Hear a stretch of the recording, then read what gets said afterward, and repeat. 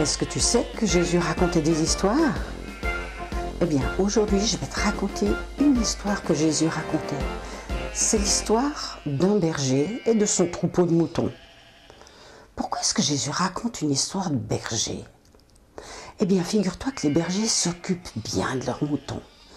Ils les soignent, ils les nourrissent, ils leur donnent à boire.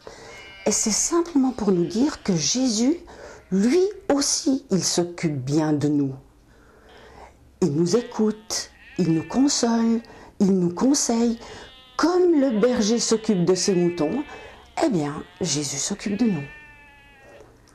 Ce berger-là, il avait un grand troupeau. 10, 20, 30 moutons, 40, mais non, bien plus. Il en avait 100. Tu t'imagines le troupeau dont il devait s'occuper? Heureusement qu'il avait sans doute des chiens pour l'aider. Le soir, le berger ramène tous ses moutons dans un enclos. Un enclos, c'est un endroit avec une barrière pour qu'ils puissent passer la nuit. Et il les compte. 1, 2, 3, 4, 5, 90, 91, 92, 99... Ah non, je me suis trompée. Je dois en avoir 100. 97, 98, 99... Mais c'est pas vrai. Il y en a un qui manque. Mais où est-ce qu'il est? Pourquoi il n'est pas rentré? En effet, le 100e mouton n'était pas avec les autres. Pourquoi est-ce qu'il s'est perdu? On n'en sait rien. Qu'est-ce qu'il a fait? On n'en sait rien. La seule chose qu'on sait, c'est que le soir, il n'était pas avec le reste du troupeau. Un mouton tout seul, c'est pas possible. Il doit s'être coincé quelque part, tombé dans un trou, pauvre mouton. Et le voilà dans la nuit, perdu. Alors, il crie, il appelle. Où est le berger? Qu'est-ce qu'il fait? Et puis, franchement, est-ce que le berger va s'occuper de lui? Un seul mouton. Eh ben non, c'est comme Jésus. Il s'occupe de tout le monde, même si c'est quelqu'un qui n'est pas très important. Alors ce soir, le berger prend sa canne et il part à la recherche de son mouton. Et il marche, et il n'a pas peur de la nuit, et il avance,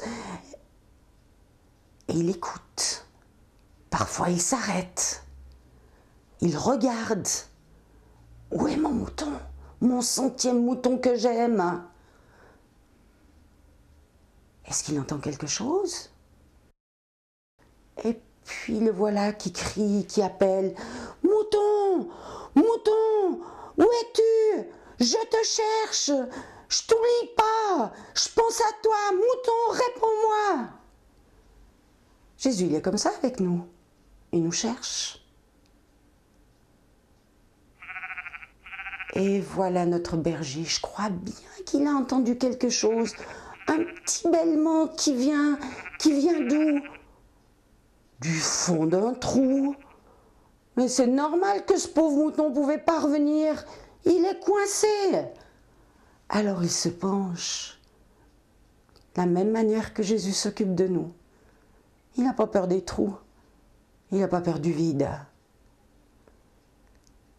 Et mon mouton, je t'ai retrouvé. Je t'ai cherché partout. Alors il le prend, il le met sur ses épaules parce que le pauvre il est fatigué, il a eu peur, il a eu froid. Et voilà que notre berger, tout content qui rentre à la maison avec son mouton perdu, qui est un mouton retrouvé, même si c'était le dernier des 100 moutons. Et les autres, qu'est-ce qu'ils sont devenus? Ils attendent le berger dans la bergerie.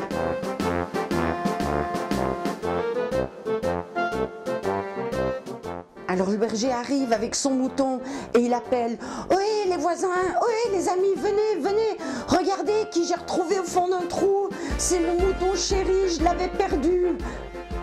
Alors tous les amis sont arrivés pour faire la fête avec le mouton et avec le berger.